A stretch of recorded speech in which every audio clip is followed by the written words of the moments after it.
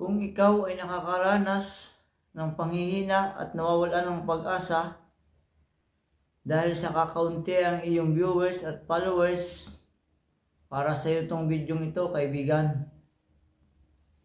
Sa mga taong nahihinaan ng loob at nawawalan ng pag-asa na kapwa ko content creator, ang payo ko lang sa iyo, kaibigan, wag kang susuko.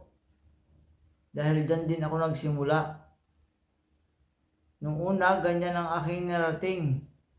Kunti-kunti lang ang mga viewers ko at followers. Pero nung bandang huli, hindi ako sumuko. Dahil sa aking pag-iisip, ay sabi ko, darating at darating ang panahon, papabor din sa akin ang panahon, na ako naman ang magkakamit ang gusto ko ng tagumpay at ang aking mga pangarap ay matupad.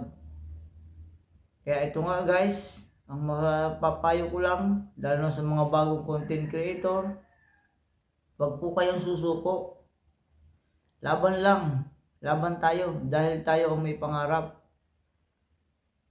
Pero maraming salamat din po sa mga viewers natin at followers dahil nasa sa kanila ang ating pag-asa.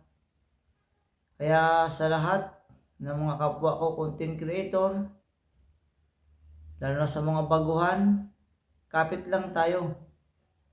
Kailangan nating matupad ang ating mga pangarap.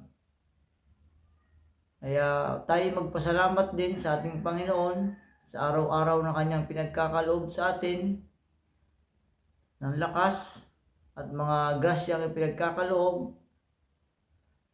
Lubos po tayong magpasalamat sa ating Panginoon. Kaya natin to, kaibigan. Maraming salamat sa inyo. God bless you all. Bye-bye.